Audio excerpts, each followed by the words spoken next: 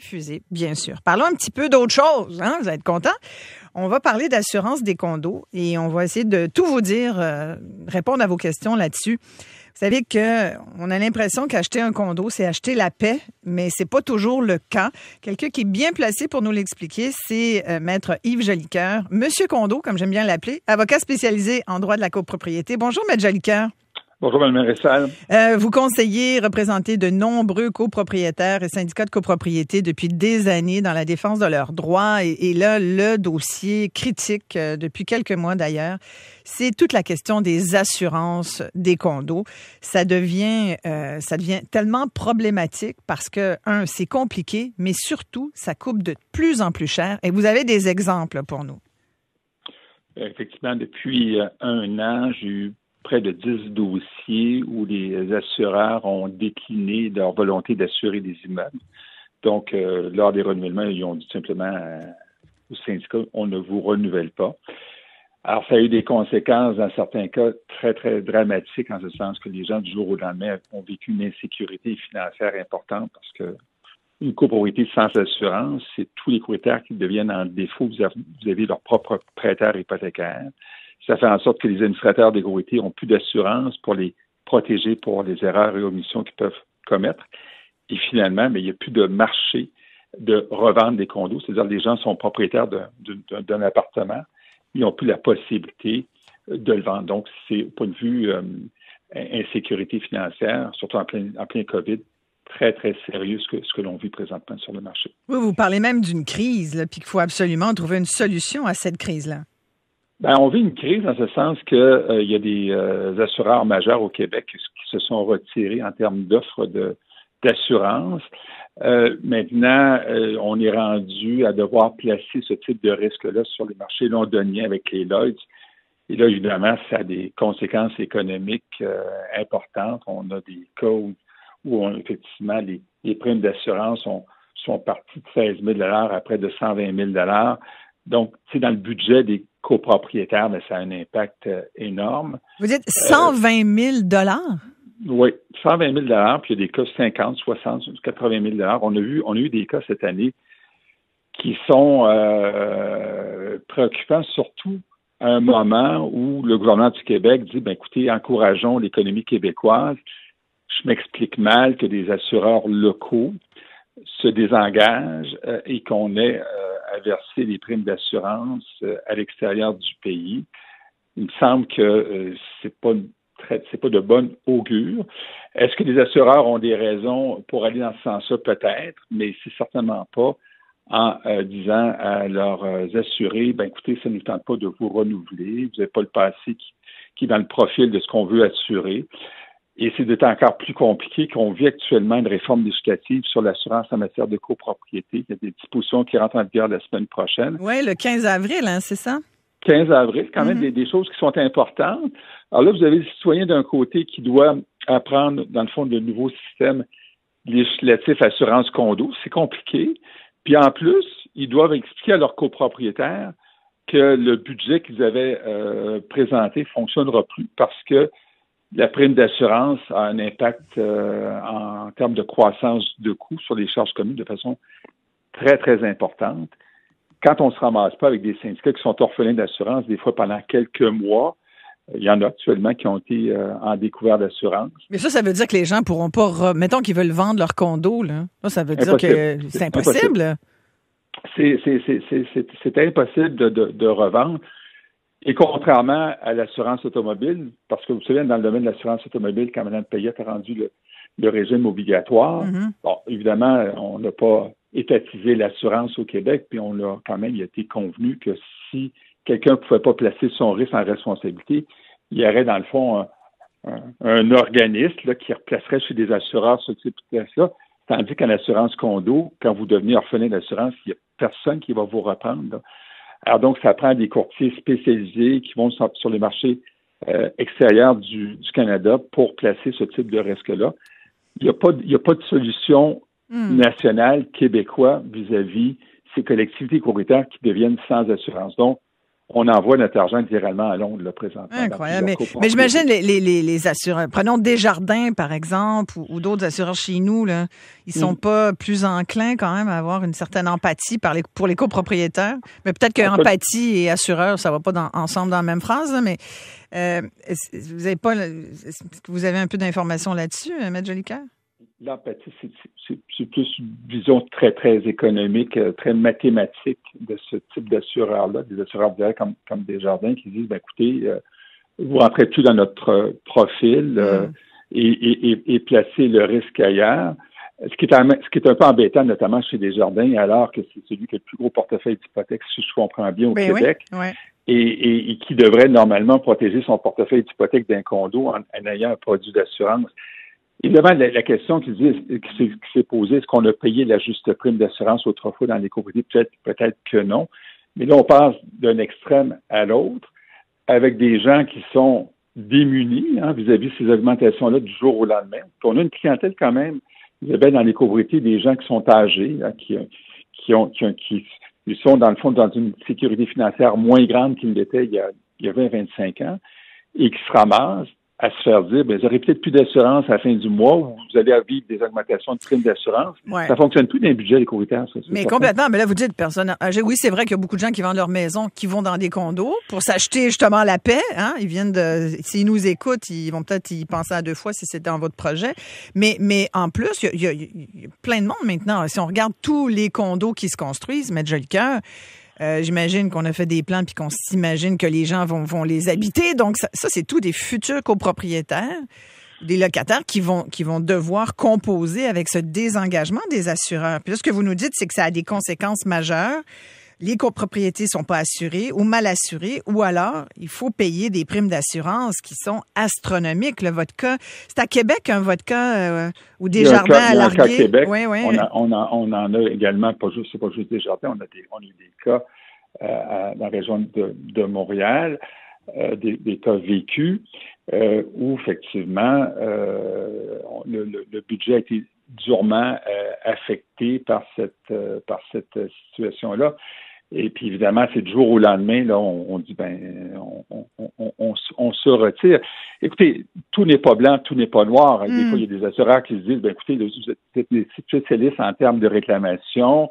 Vous faites tellement de réclamations qu'il n'y a aucun intérêt à ce qu'on continue à vous assurer. Donc, maintenant, il reste quand même qu'il y a une culture là, qui a été mise en place depuis quelque temps par les assureurs qui regardent ça très froidement, puis on ne vous renouvelle pas sans qu'il y ait une solution qui est offerte à ces administrateurs qui sont souvent des bénévoles. C'est des gens qui s'investissent sans rétribution, puis se ramassent finalement à se faire dire parfois, l'immeuble, on a un cas, l'immeuble, on l'assure, mais vous n'aurez plus d'assurance responsabilité civile pour les administrateurs.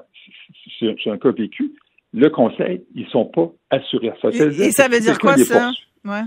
Ça veut dire que si quelqu'un poursuit des administrateurs, il n'y a pas un assureur qui va les défendre. Alors, les gens se disent, pourquoi je serais administrateur bénévole sur un conseil d'administration sans avoir une assurance responsabilité civile, d'autant plus qu'à partir du 15 avril prochain, Québec oblige tous les syndicats à assurer ses administrateurs, alors qu'il y en a qui sont peu assurés comme administrateurs. Alors ça, c'est mon Dieu, c'est donc bien compliqué. Fait que donc, dès le 15 avril, là, c'est bientôt, là, oui. C'est dans quelques jours, tous les administrateurs qui siègent sur un syndicat de copropriété, puis ça touche quand même beaucoup de gens, là. Beaucoup de gens qui sont des administrateurs bénévoles, qui s'en occupent. C'est beaucoup d'heures, beaucoup d'heures, là. C'est vraiment, il faut vraiment aimer aimer passer des heures en rencontre, puis avoir à cœur sa copropriété. Mais bref, tous ceux-là, ce que vous nous dites, M. Jolicoeur, vont devoir souscrire à une assurance responsabilité civile. Ils vont même aussi devoir avoir en main une évaluation des coûts de reconstruction faite par un évaluateur agréé. Bref, il y a beaucoup de demandes là, qui deviennent obligatoires. Il y a beaucoup de demandes, également beaucoup de savoir. C'est-à-dire que les administrateurs vont devoir connaître ces nouvelles règles du jeu.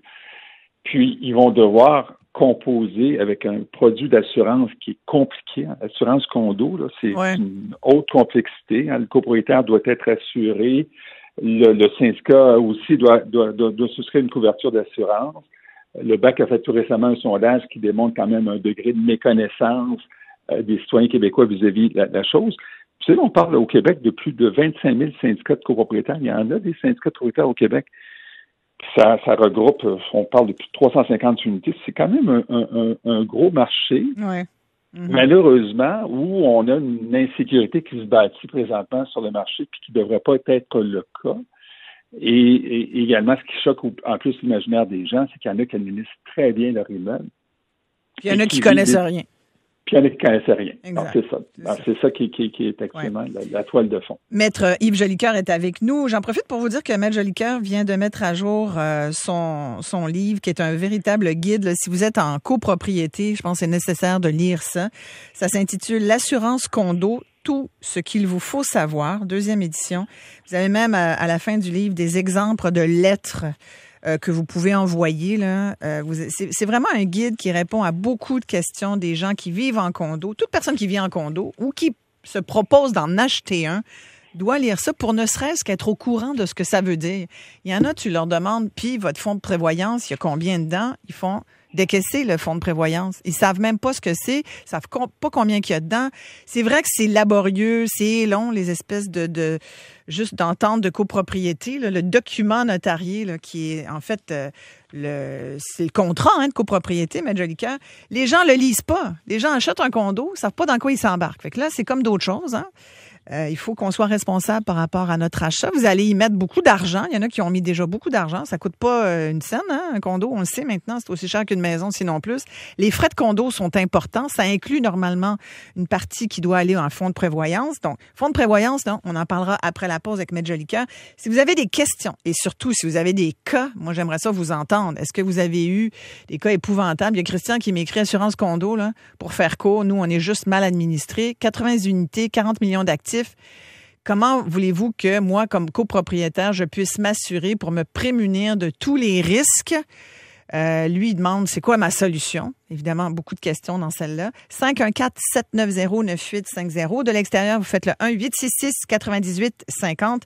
On se parle tout de suite après. Assurer son condo, c'est de plus en plus compliqué et ça coûte de plus en plus cher. On est en compagnie de Maître Yves Jolicoeur qui s'est beaucoup intéressé à tout ce qui touche, bien sûr, la copropriété. Il vient de publier l'assurance condo, tout ce qu'il vous faut savoir. C'est une édition qui est mise à jour parce que le dossier avance. Et là, ce qu'on apprend ce matin, c'est qu'il y a de moins en moins de compagnies qui sont prêtes à vous assurer. On a Daniel au bout du fil. Bonjour, Daniel.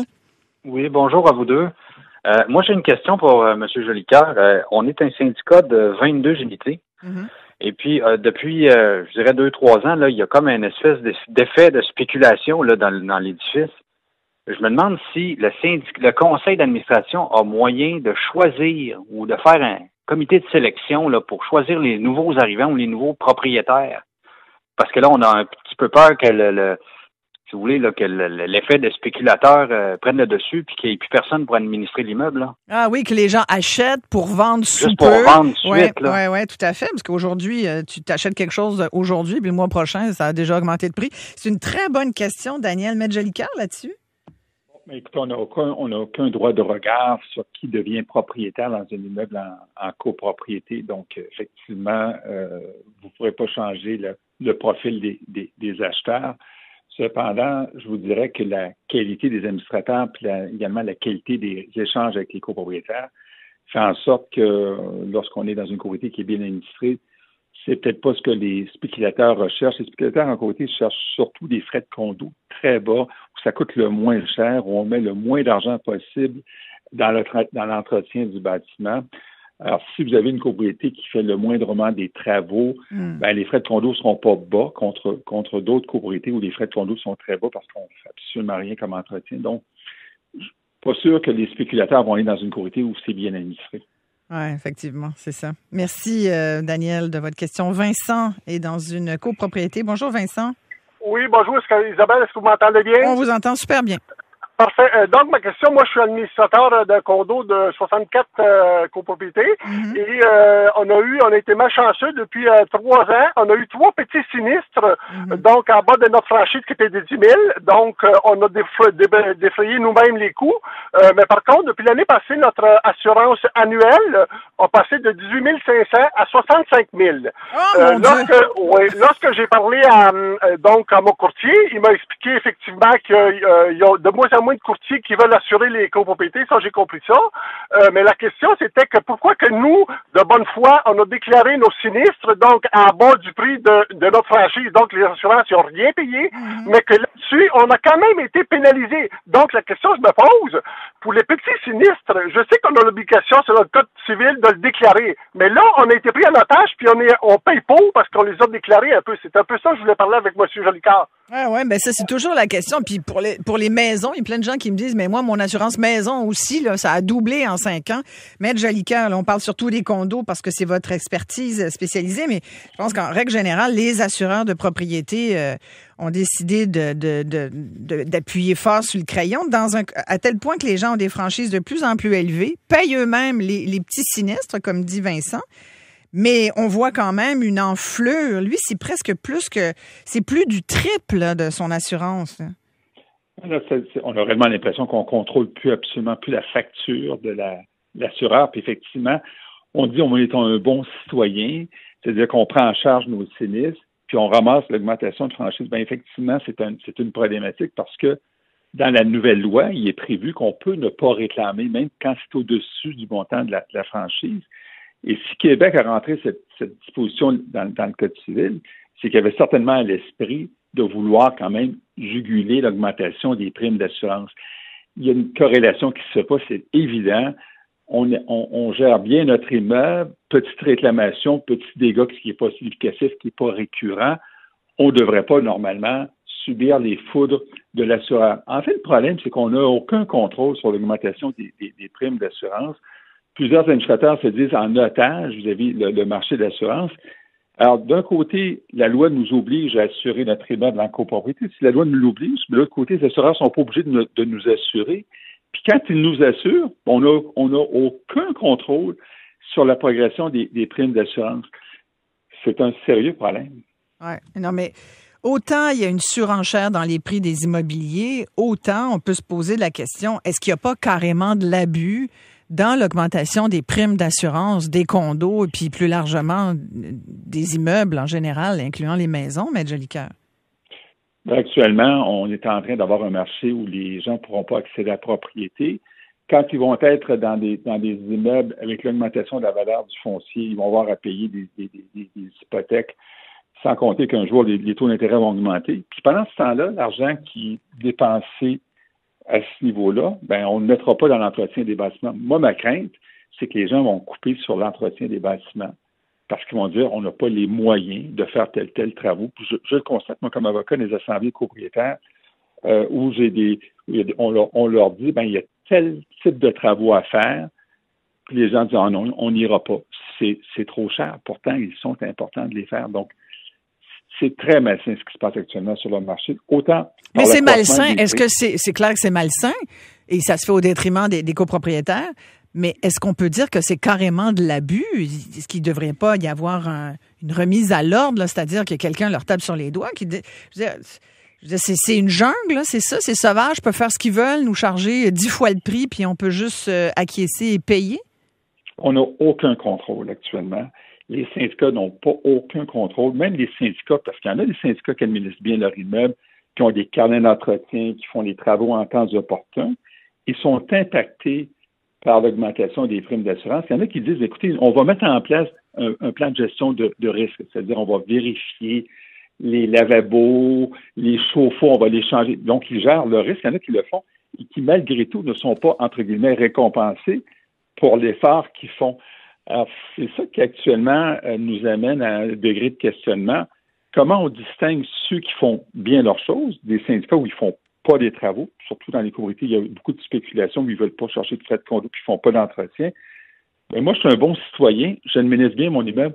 Est-ce que c'est normal que je me fasse, dans le fond, impacter par des augmentations de primes d'assurance? Mais il faut parler aussi des franchises d'assurance. Isabelle, vous l'avez soulevé. On a des franchises d'assurance dans des immeubles de 100 000, 250 000 de franchises d'assurance. Et la loi va nous obliger, à partir de 2022, à se bâtir un fonds d'auto-assurance où on va devoir mettre dans un compte de banque le montant de la franchise. Alors, si vous avez 100 000 de franchise l'année prochaine, ils vont devoir commencer à bâtir un 100 000 d'épargne pour faire face à une franchise. Ça va commencer à coûter cher, la copropriété. Mais là, il y a des gens qui vont pas... Il y a des vendeurs de condos qui vont omettre de le dire à leurs clients. Là, les clients, ils vont se ramasser à l'apprendre une fois que c'est trop tard, puis ils vont faire « j'ai plus les moyens de vivre ici. » là. Ben, c'est l'état de préoccupation qu'on voit actuellement sur le marché. Vous savez, moi, je suis secrétaire général du regroupement des gestionnaires. On en parle depuis longtemps. L'ouvrage que j'ai produit, on l'a fait avec la RGCQ. On a ça à l'esprit comme organisme en disant il y a quelque chose qui ne fonctionne pas. On a des textes de loi qui nous obligent à assurer. Il y a des textes de loi qui vont nous forcer à faire des carnets d'entretien et des études de fonds de croyance. C'est très correct, c'était souhaitable. Mais d'un autre côté, on n'a plus le contrôle de la dépense dans les copropriétés, notamment à raison des primes d'assurance. Ouais, et puis en plus, il y a les coûts de la construction, de la reconstruction qui se mettent là-dedans, avec la surenchère aussi, juste au prix du 2x4. On en a parlé à l'émission il y a une couple de semaines, qui a triplé, quadruplé parfois, là, selon le fournisseur ou la région. Incroyable. On a Régent qui nous appelle, qui est administrateur de société également. Bonjour Régent, vous êtes un bon gestionnaire, vous dites avec votre groupe, puis ça n'a pas empêché que vous avez eu une augmentation de, est-ce que j'ai bien compris, 100 000 $? Oui, madame. Bonjour à vous et bonjour, Maître Jolicoeur. Maître Jolicoeur nous connaît très bien. On a fait la une de sa dernière revue. Ah, c'est vrai? Donc, nous, on a Condo liaison, c'est ça? Oui. Condo liaison, c'est ça, oui. On a fait la une de sa dernière revue. Je ne nommerai pas la copropriété, mais il va nous reconnaître. Nous, chez nous, on est administrateur, un groupe d'administrateurs qui est là depuis 2017. On est arrivé en 2017 et on payait 53 000 d'assurance en 2017. L'année passée, on a été assuré 4 jours avant la fin de la prime de notre prime d'assurance. On s'est débattu pendant des mois et des mois. On a parlé des courtiers, on a parlé des assurances. On pensait même d'être orphelin d'assurance. Et on a payé 150 quelques mille dollars d'assurance pour un an. Pour un an. Et entre 2017 et l'année passée, on a eu 0 réclamation. On a une franchise de 200 000 $. Oh, mon et Dieu. Ce qui veut dire que chaque petit sinistre, nous sommes obligés de l'assumer parce que maintenant, on est obligé, les syndicats sont obligés de remettre à l'état d'origine les unités quand il y a un sinistre. Mm-hmm. Donc, ce qui veut dire que il faut s'il y avait du tapis, puis maintenant c'est du bois franc, on paye l'équivalent du tapis et l'assurance du copropriétaire paye les améliorations locatives, donc la différence entre le tapis et le bois franc. Mm-hmm. Donc, c'est un puits sans fond. C'est scandaleux ce qu'ils ont fait. Le gouvernement, ce qu'ils ont fait, là, c'est qu'ils ont écouté le lobby des compagnies d'assurance et ils n'ont pas pensé aux pauvres copropriétaires. Nous, on a 400 quelques condos, on a 2 tours de 28 étages. On a investi 5 millions de dollars dans les 3 dernières années dans nos infrastructures puis nos équipements. Et on a passé un règlement l'an passé pour obliger les copropriétaires à tous les 5 ans à se soumettre à une inspection. On fait notre première inspection cette année, ça va nous coûter 125 000 $. On fait l'inspection. Pour l'inspection seulement? Pour l'inspection des 400 quelques unités, là, on va rentrer dans les unités. Il va y avoir les inspecteurs qui vont inspecter la plomberie, l'électricité. Ils vont nous soumettre un rapport. On va envoyer des lettres. Puis ça, on a fait ça avec nos procureurs. On va envoyer des lettres à nos copropriétaires pour leur donner X nombre de semaines ou de mois pour corriger les imperfections, pour être capable de se protéger et de démontrer, parce qu'on est obligé de remettre à l'état d'origine, comme je disais tantôt, et pour démontrer, à moins que ça soit, si c'est une négligence de la part du copropriétaire, mais à ce moment-là, on n'est pas obligé d'assumer ces frais-là. Donc, pour se prémunir de ça, on va se monter des dossiers et on va être obligé d'avoir des documents pour prouver si jamais on va à la cour, comme quoi c'était une négligence, que le copropriétaire le savait, il a été informé.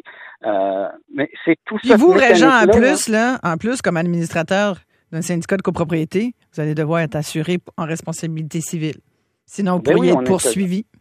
Ben oui, on est assuré en responsabilité civile aussi. Ça, c'est pas un problème, mais c'est quand même, c'est 150 quelques mille dollars. Qu'est-ce que ça va être cette année à l'automne quand on va se réassurer? On va passer à quoi? 200 000? 500 000 de franchise? 200 000 le montant d'assurance? Donc ça veut dire que les frais de condo, ils ont dû augmenter pas mal là, dans votre... Les frais de condo, présentement, avec notre mode de gestion, on a réussi à optimiser, puis à optimiser nos dépenses, puis à réduire nos dépenses, puis on a réussi à assumer une grosse partie de ces coûts-là. On a déjà, nous autres, on va avoir notre assemblée, c'est ce soir. À partir de ce soir, on va avoir 150 000 dans notre fonds d'auto-assurance sur le 200 000 déjà qui va être financé. Donc, ça, on va financer le dernier 50 000, on le finance avec une petite contribution spéciale. L'autre 100 000, on l'a financé avec les économies qu'on a faites. Mais qu'est-ce que ça va être? Tu sais, moi, j'ai un condo là, qui vaut 750 000. S'il n'y a plus d'assurance, je ne serais pas capable de le vendre. Non. Tu sais, puis c'est 400 quelques personnes, là, puis nous, on a Vous êtes bénévole là-dedans ou? Ben, nous, on est bénévole, puis moi, je vais vous dire, je m'occupe des grands travaux et je m'occupe de tout ce qui est grands travaux et remise au niveau de l'immeuble. Là. Vous y mettez combien d'heures, Régent? C'est 40 heures par semaine. Ben, j'allais vous dire, c'est une job à temps plein. J'ai déjà été retraité, là. Oui, c'est ça. J'ai déjà été retraité. Oh mon Dieu, votre histoire est incroyable, Régent. Incroyable. Puis je vous dis, là, c'est scandaleux. Puis le gouvernement, il faut absolument que le gouvernement prenne ça en main, qu'il y ait quelqu'un qui soit saisi de ça au niveau du législateur. Parce que tantôt, là, les copropriétés, les prix vont s'effondrer, les gens vont perdre de l'argent. Les gens âgés, comme vous disiez tantôt, les gens âgés pourront plus continuer. Mais même les jeunes aussi, là, qui de peine et de misère ont pu s'acheter un petit condo, même chose pour eux. Là. Je pense que tout le monde qui est en condo devrait s'inquiéter aujourd'hui. Merci, Régent. Restez en ligne, on va prendre vos coordonnées. On va aller à la pause. On va faire un autre petit bloc là-dessus parce que c'est important. Je veux juste savoir ce que le gouvernement fait ou va faire. Parce que là, Régent dit, le gouvernement, finalement, il a cédé aux pressions des lobbies des assurances. Ça nous arrive, ça arrive jamais, ça. Jamais. Les lobbies, là, ils ont, oh mon Dieu, cédé aux pressions des lobbies. Avez-vous déjà vu ça? C'est un commentaire cynique, là, pour ceux qui n'ont pas compris. On revient tout de suite. On a Colombe au bout du fil. Bonjour. Bonjour à vous deux. Moi, j'avais une question, c'est que nous, on a acheté une maison en rangée, on a 4 maisons en rangée. Dans la déclaration, je sais pas pourquoi, on a une déclaration parce qu'on a une servitude, c'est juste pour ça, parce que dans la déclaration, c'est marqué que tout nous appartient, même les murs extérieurs. Mm-hmm. Il y a une assurance quand même coquille, puis dans le fond, on s'en servira comme jamais parce que tout nous appartient, même les murs extérieurs qui est marqué dans la déclaration, tout, d'un bout à l'autre, du ciel à Nadir, OK? Mm-hmm. Là, la voisine, elle a eu un dégât d'eau l'année passée, il y a 2 ans, et puis là, il n'y avait pas ramassé ces 4 maisons, personne n'avait ramassé la franchise, depuis 10 ans qu'ils étaient là. Ils n'ont jamais ramassé la franchise. Là, tout d'un coup, ils demandent le dégât d'eau, puis là, ils me disent qu'ils sont au courant de rien du tout. Puis là, ils me demandent 2447. Je refuse, naturellement. Pour, après ça, aller voir un avocat, eux. Ils sont allés voir un avocat 1 an après m'avoir fait subir tout ce qu'ils m'ont fait subir pour s'apercevoir que, non, en fin de compte, on n'a rien en commun sauf la servitude. Mm-hmm. Alors, pourquoi avons-nous une assurance coquille, étant donné que tout nous appartient? Merci de votre question, Colombe. Maître Jolicoeur là-dessus, Yves Jolicoeur? Bon, écoutez, rapidement, il n'y a pas deux régimes d'assurance au Québec en copropriété pour les maisons de ville, puis pour les tours, c'est les mêmes dispositions. Vous avez certainement en commun le terrain qui ceinture votre bâtiment. Donc, en matière d'assurance, c'est ça qui est la complexité. La complexité, c'est que c'est des règles qui sont difficiles à appréhender et à comprendre, qu'on a une assurance commune, parce qu'on a un terrain commun. Puis il n'y a pas deux régimes de droit. Peut-être qu'on devra revoir cette façon de faire-là, mais aujourd'hui, il y a un certain fondement de dire, ben oui, on est pour les montants qui ne sont pas pris en charge par l'assurance de la copropriété, c'est-à-dire la franchise, ben on doit se partager entre les copropriétaires. Puis dans les maisons de ville, bien évidemment, les gens se disent, ben ça coulait chez eux, pas chez moi, donc pourquoi j'irais payer pour la franchise? Ouais. Alors, c'est ça qui est la grande difficulté. C'est de comprendre ce régime-là puis de le mettre en œuvre dans les copropriétés horizontales qu'on appelle. Maître Jolicoeur, j'ai beaucoup de commentaires de la part des auditeurs qui disent que le monde des condos est tellement chamboulé par les nouvelles lois qui imposent des règles aux copropriétaires. C'est ce que m'écrit Sylvie. Elle dit, mais qu'est-ce que le gouvernement fait pour régulariser les obligations des constructeurs? Elle parle avec beaucoup de justesse, puis son commentaire résume beaucoup de commentaires d'autres auditeurs qui font état de vices de construction, du fait là, qu'on construit tellement vite en ce moment là, qu'on coupe un peu les coins ronds. Puis finalement, c'est les copropriétaires, quand ils prennent possession de leur unité, qui se rendent compte que la toilette a été mal posée, ça coule en bas. Il y a eu tellement de mauvaises façons de construire que là, ils ont aucun recours contre le constructeur qui dit finalement, sue me, c'est-à-dire poursuis-moi. Mais c'est souvent impossible à faire. Bref, il y a de ça aussi, là, ça complique beaucoup la vie des copropriétaires en condo, là. C'est vrai. Puis en plus, ça a un impact sur le coût des assurances. Parce qu'il y a exact. Un des gros assureurs au Québec là ne prend pas de bâtiment neuf avant 3 ans. Parce que lui, cet assureur-là, dans son calcul, il dit c'est mal construit. Puis compte tenu que c'est mal construit, je vais-tu prendre un risque, le risque d'assurer ce bâtiment-là. Donc, puis il se dit les 3 premières années sont les plus coûteuses parce que c'est là où on voit où est-ce que ça a été mal fait, c'est ça? Puis c'est là que les tuyaux éclatent, c'est là que les sinistres ont été générés. Donc, la qualité du bâti qui n'est pas au rendez-vous au Québec, sauf pour les plans garantis qui sont couverts par GCR, les grandes tours, c'est sûr que les assureurs ont peur d'assurer ça. Alors, c'est pas blanc, c'est pas noir la question des primes d'assurance. Il y a quelqu'un qui paye toujours en bout de piste, c'est le copropriétaire, parce qu'on n'a pas été assez sévère sur la qualité du bâti au Québec. On n'a pas été assez sévère pour mettre en place des carnets d'entretien des bâtiments. Imaginez, moi, j'achète un condo dans une tour de 20 étages, il n'y a aucun carnet d'entretien de ce bâtiment-là qui est mis en place par le promoteur. C'est pas normal. La loi va le rendre obligatoire. La ministre Laforêt l'a prévu dans le projet de loi 16, mais ça ne l'est pas aujourd'hui. Donc, la notion de gestion de risque en copropriété, ça n'existe pas. Quand vous êtes propriétaire d'une maison, vous faites le tour de votre maison. Si ça coûte, vous allez apercevoir. Mais en copropriété, il y a le facteur copropriétaire-locataire. C'est-à-dire que les gens vont demeurer là-dedans, mais ils ne s'intéressent pas trop à ce qui se passe dans leur copropriété. Ça coule un peu, on ne donne pas suite. C'est un amalgame d'éléments comme ça qui fait en sorte qu'aujourd'hui, c'est devenu explosif. Oui, tout à fait. Mais là, je voudrais savoir, en terminant, Maître Jolicoeur, on parlait là, des lobbies des assurances qui ont certainement fait valoir leur point auprès du gouvernement. Que fait le gouvernement? Là? C'est le ministère de l'Habitation qui gère ça? C'est le ministère des Finances qui est responsable du volet assurance au Québec. C'est ce ministère-là qui, à mes yeux, va devoir se pencher pour trouver des solutions à l'égard des copropriétés qui deviennent orphelines d'assurance, qui n'ont pas d'assureur. C'est sûr que le gouvernement ne sera jamais capable de forcer les assureurs à assurer les copropriétés. Le gouvernement ne pourra jamais imposer les règles du jeu en matière de primes parce que ce qui va arriver, c'est arrivé ailleurs. Ils vont dire, si le gouvernement s'en mêle, nous, on n'assurera peut-être pas ce type de bâtiment-là.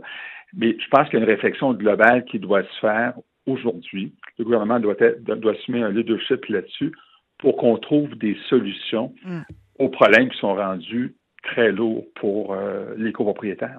Maître Yves Jolicoeur, avocat spécialisé en droit de la copropriété, merci d'avoir répondu à nos questions, d'avoir clarifié tout ça. On aura l'occasion de s'en reparler parce que c'est un dossier là, qui se poursuit.